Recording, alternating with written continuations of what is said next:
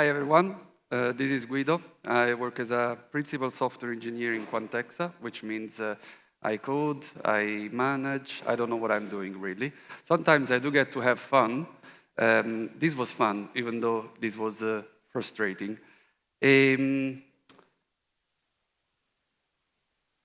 First, everyone has been more or less to the telemetry, all the talks. There have been a few, I didn't know, but it's very good. If you haven't, some concept about telemetry. Agents, API, SDKs, whatever we put in our code to send something in the sky. Instrumentation is basically how we do it. We wrap our piece of code. We say, oh, this is my trace, this is my computation. I know, boring stuff. Metrics, whatever we are going to look at. I mean, we don't log stuff for nothing. Usually, these kind of things are very useful when we are logging, for example, how long something takes, which was the scenario we are going to look at later. A span, so traces are the whole thing. Imagine end-to-end, you receive a REST request, and then you go look something into the database and you respond. The whole thing composes a trace. But obviously there are steps in there. And a span is this step. Well, I went through the two things together. So we have a series of span, let's say, receive the REST, do computation, save into database, get results, respond, and that will make a trace. Why? Oh, before we get to that. During the other talks, this has been more or less explained, but this is more or less the architecture that we have right now. I started tracing a few years ago, and it was called open tracing back in the days. Now it's called open telemetry, and it's great that has become such a good open standard. You see the API, the SDKs, all the magic that makes things happen. The new approach right now is to have a collector.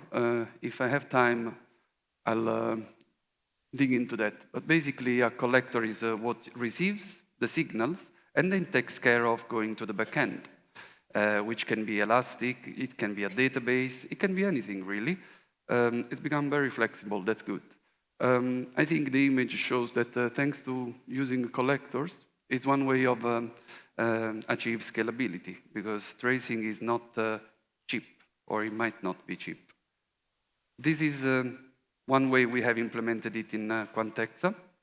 We have a local one with the Jaeger, but usually you can get this one, which is quite powerful. It comes with its own sets of instrumentations and is available. Actually, the OpenTelemetry itself is available already.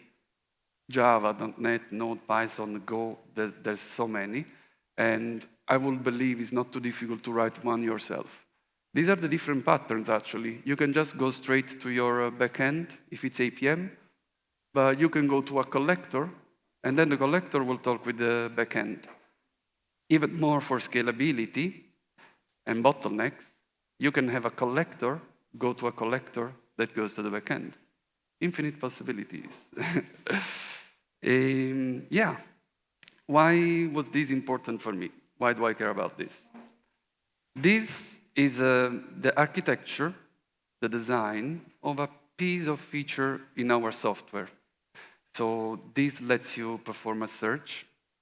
I cannot go too much into details here, but let's say you want to look for an individual. You will write Guido Maresca, obviously security.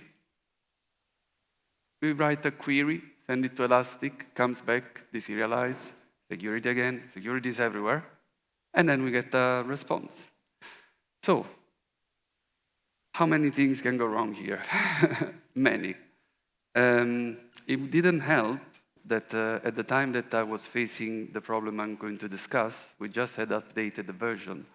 We went from akka to gRPC communication, and the UI was new, and the service itself was upgraded, and suddenly we had this.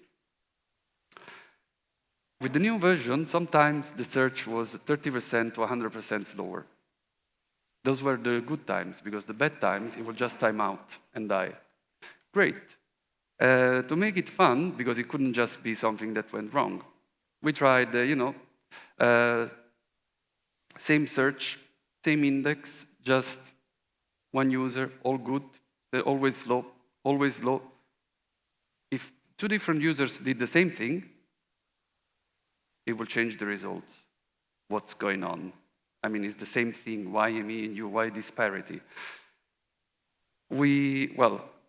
Embedding tracing into the system, which was relatively easy, actually, this is what it looked like. Well, you can see that something is wrong, right? We check the user, call the service, get config, build the query, and then what's going on there? Why are we spending 100 million times in Elasticsearch? Elasticsearch was quite powerful.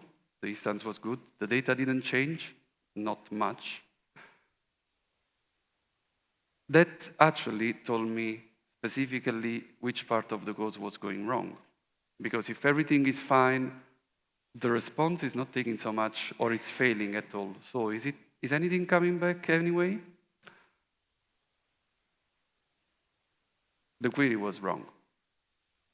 The issue has always been there.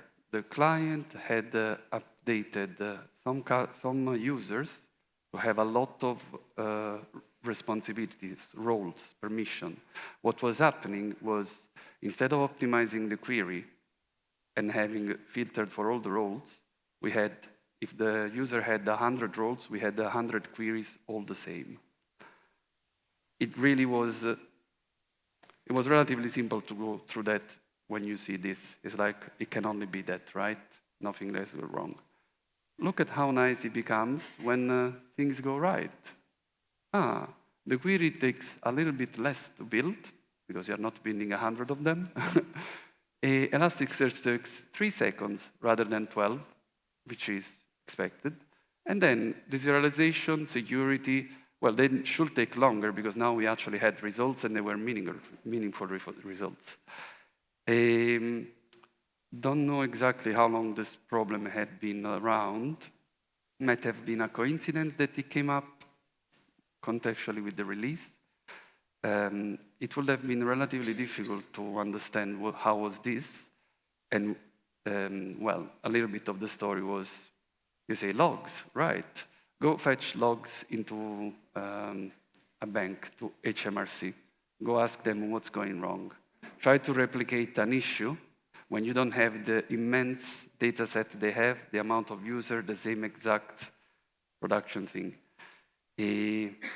Tell them, oh, turn on this flag and see what's happening. They already had the telemetry going. And then this is obviously a representation, but I could see what they showed me there, and it was much better than 100,000 lines of debug logs, even if you can turn debugs.